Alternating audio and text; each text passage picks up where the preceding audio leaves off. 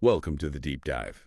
Today, we're getting into a political clash that honestly feels pretty surprising. Yeah, it involves Elon Musk and President Trump's wing of the Republican Party, a really public disagreement. Over a major tax and spending bill that just got through the House, it's raised a few eyebrows. It really has, especially because, Musk was pretty recently advising the administration. This isn't just about one bill. Right. It kind of shines a light on some, let's say, significant fault lines, power dynamics, too, in the current political scene. Exactly. So to help you make sense of it all, we've looked at AP News reports, various snippets from social media, getting different angles. Our mission here really is to unpack what's actually in this legislation. Yeah. Why did Musk react so strongly? How did political leaders respond? And what does this specific kind of messy spat tell us about the bigger picture in politics right now? Yeah, trying to cut through the noise, basically. Okay, let's dig in. So the spark. It all kicked off with Elon Musk's reaction. Yeah. Very public, very strong, on X, his platform. And the timing, like we said, is key. This was just days, literally days, after he officially stepped down from leading that Department of Government Efficiency Initiative, DOGE. So he leaves DOGE and boom, goes straight to X. He called this House bill a disgusting abomination. Didn't mince words. Wow. Okay. And didn't he say more? Oh, yeah. He also called it a massive, outrageous, pork-filled congressional spending bill. I mean, that's aiming right at the heart of a bill Trump championed. Passed by House Republicans, yeah. Yeah. And then there was the threat. Ah, right. Aimed at the Republicans who voted for it. He posted something like, in November next year, we fire all politicians who betrayed the American people. Okay. So huge reaction, which makes you ask, what on earth is in this bill? Good question. Our sources break it down. The legislation that passed the House, it does a couple of main things. Okay. It extends those tax cuts from 2017 and adds some new ones Trump campaigned on. One source mentions permanent cuts for top earners specifically. Tax cuts, got it. What else? Well, alongside that, there's a big increase in spending, like $350 billion earmarked for border security, deportations, national security stuff. Okay, so tax cuts, more spending on security.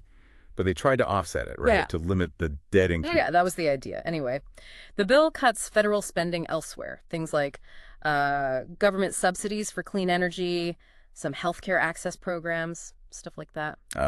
And the clean energy part, that includes EV incentives, doesn't it? Bingo. That's a direct hit on, well, Musk's business interests with Tesla. Right.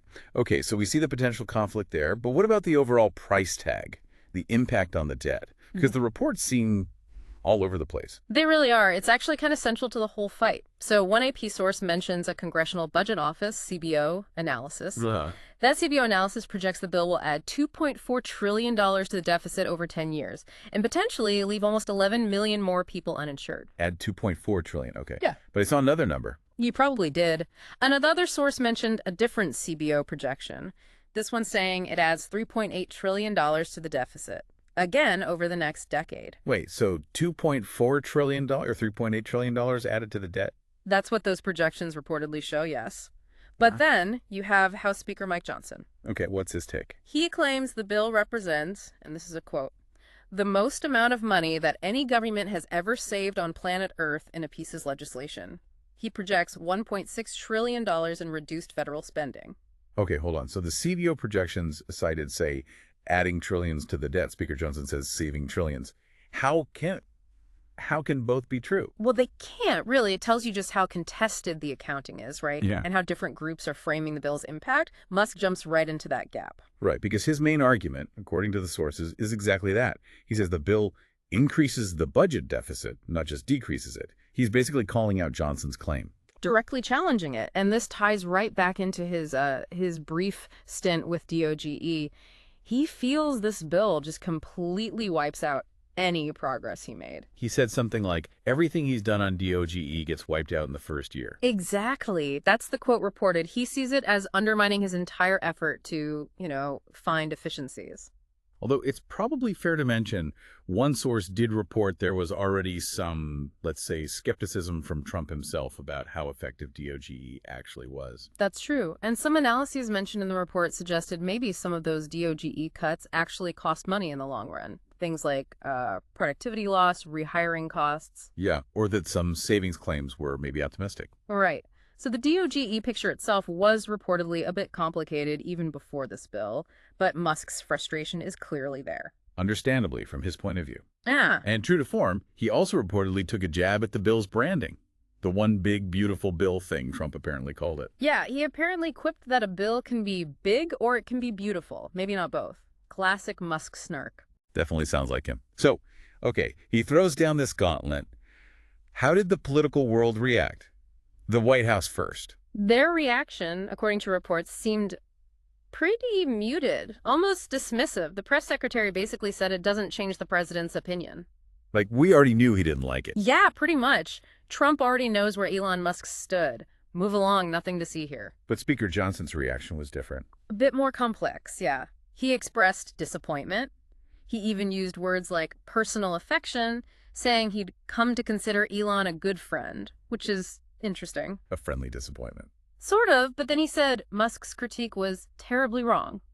So, friendly but firm disagreement. And he defended the bill? Oh, absolutely.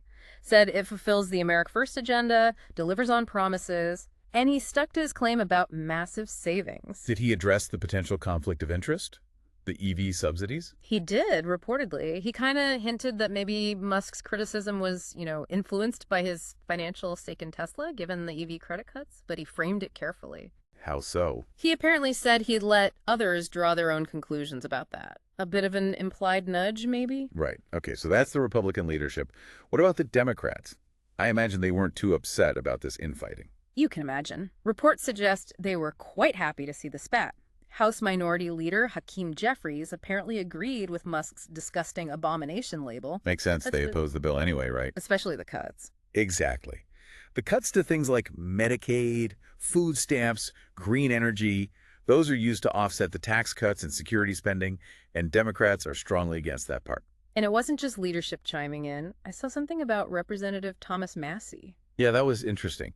Massie, who's known for being very focused on the national debt. He was one of only 3 Republicans who voted against the bill, right? That's the one. He reportedly jumped on X and suggested Musk should fund primary challenges against the Republicans who did vote for it, like use his money to enforce fiscal discipline, or, as Massie put it, maybe Musk could bring term limits. Wow. So calling on Musk to actively primary fellow Republicans over this bill. Yeah. And it highlights that debt concern is a real dividing line within the party. One source reminds us the debt's nearing, $37 trillion.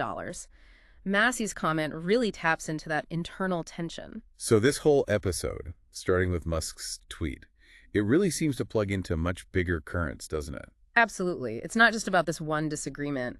Sources connect this kind of clash to, broader internal conflicts and power struggles within the Republican Party today. Like what sort of examples? Well, one source points to things we've all seen.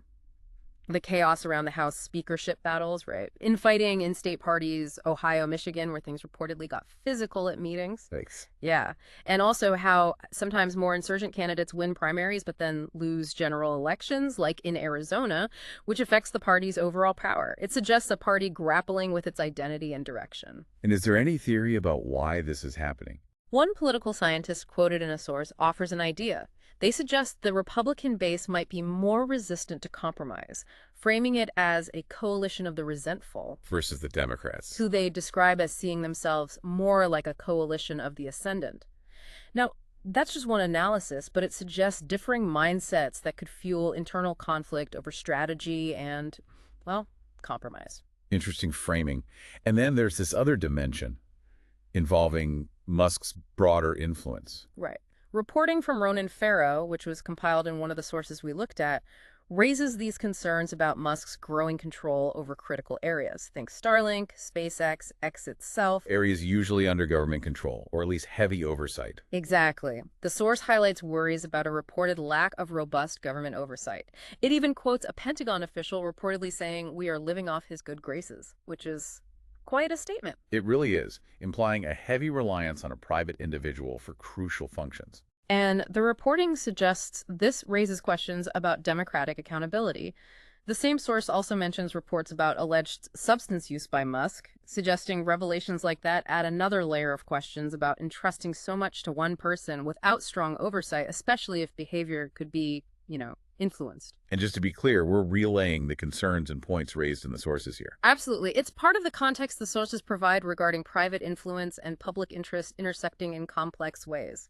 So when you put it all together, this fight over the tax bill, the different views on its impact, the DOGE connection, the broader party tensions, and these questions about Musk's influence, it's a lot. It really is. This specific clash seems to capture a whole bundle of current political dynamics. It shows the different factions, the debates over economics and government's role, and these shifting centers of power. Yeah, it's not just a simple spat. It reveals quite a bit about where things stand. It's definitely a snapshot of various tensions colliding very publicly. Okay, so let's quickly recap. We had this major tax and spending bill backed by Trump and House GOP leaders. Elon Musk slams it publicly, calls it an abomination, just after leaving his advisory role. Right. And this triggers responses highlighting internal GOP debates about debt, spending, party direction, all happening while bigger questions swirl about the influence of figures like Musk. It's complex, conflicting numbers on the bill, questions about motives, big stakes for the economy, and political power. Definitely not straightforward. Which kind of leaves us and you with a final thought to chew on based on all this.